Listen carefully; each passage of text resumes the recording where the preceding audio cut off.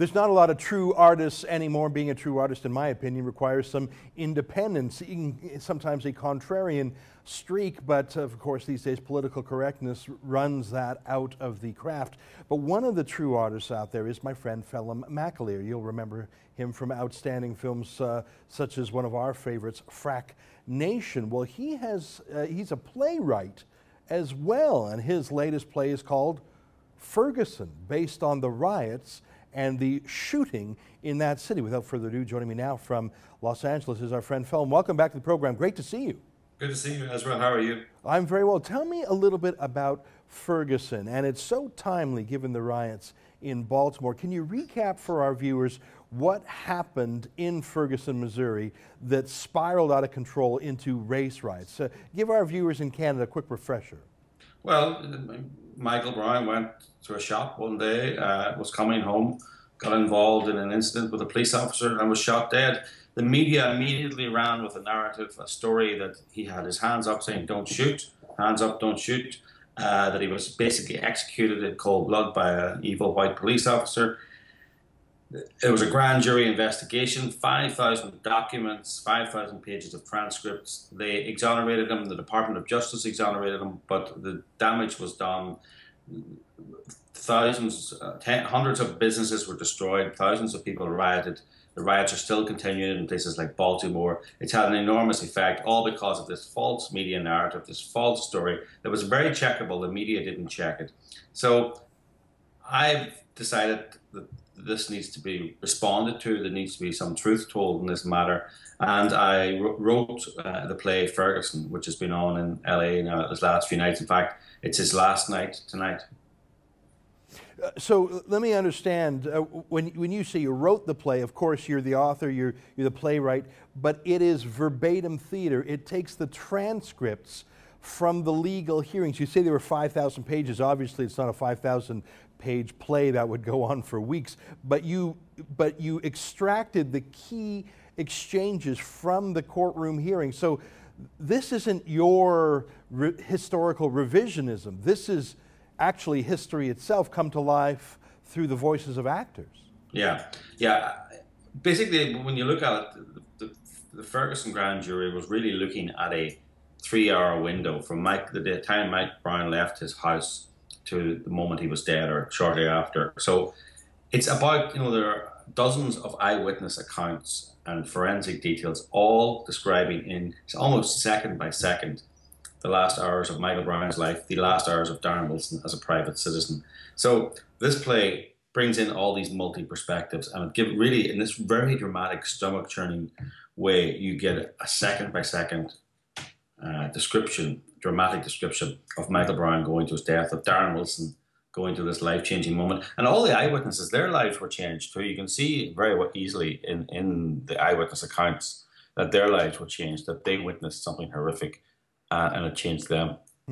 Now, you cast this play, and of course it has a racial undertone. You cast actors and actresses of different racial backgrounds. On the eve of your debut, your premiere, a number of your actors and actresses stormed out, walked out. These are professional actors in Hollywood who would take any role. They would play a banana in a TV commercial. I mean, they would take any work, but they refused to read the lines, those lines taken from court transcripts. Yeah. What did they say? Why did they have a political censorship of you, Phelim? Well, 5 walked out in the first rehearsal, 3 walked out in the second rehearsal, and 1 walked out just the day before. They wanted me to change the script. That's the funny thing. I'm actually bound by the script. Everything that's in the play was said by a real live witness and presented to the grand jury.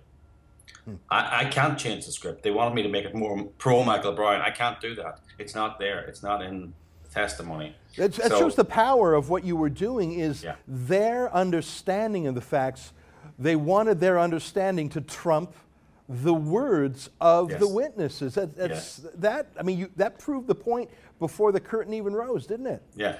They said, oh, the truth is subjective and doesn't match this play doesn't match our beliefs. And my point was, look, if the facts don't match your beliefs, you need to change your beliefs.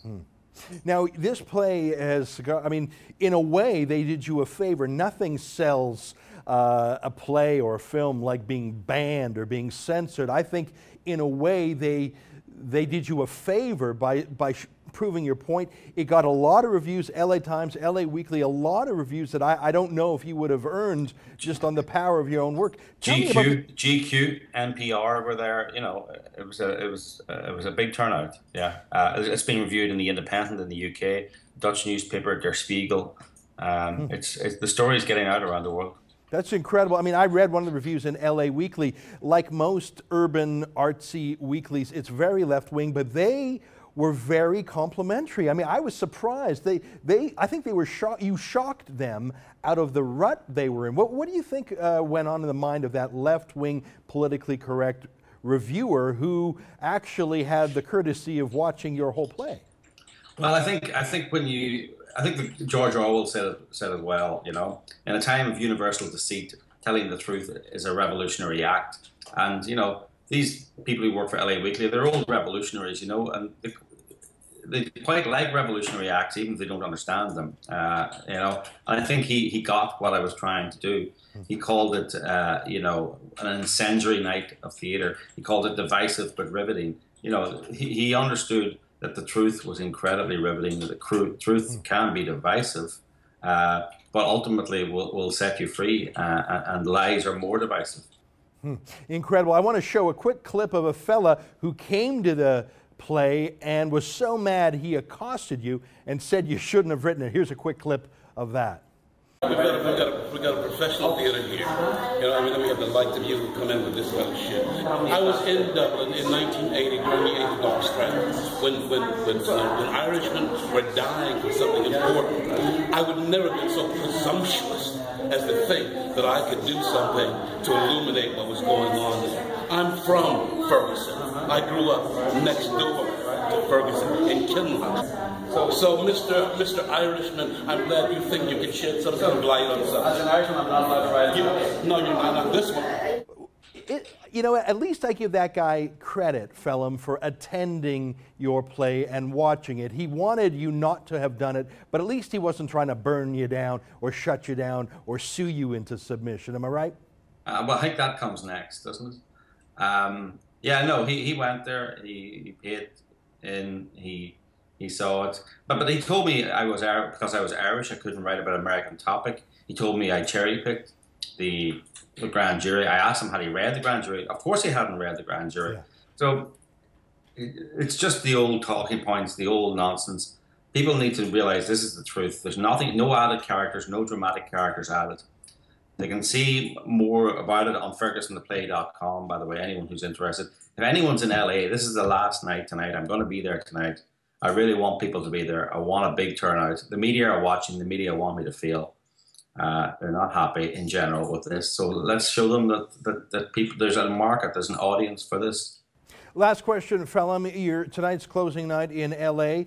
Do you have plans to take it to New York, on Broadway, off Broadway? Do you have plans to take it to Ferguson itself? Can people, other than those few who've seen it in LA, see it somewhere else? Yes. Well, I also want to record it and put it on YouTube as well. I mean, I think I want to take it to New York. I want, you know, a production company. Obviously, it gets a lot of publicity, so producers, you know, obviously, will get a lot of bums on seats. I want to take it to Ferguson, Missouri, because I think the people of Ferguson deserve the truth as much as anybody else. In fact, they deserve the truth more than anybody else. It's much more important for them to hear the truth than someone in Los Angeles for some reason, I think. So, yeah, I want to take it on the road. I want to get the truth out there. Phelim McAleer, thanks so much for joining us, and good luck tonight. Thanks, Ezra. All the best.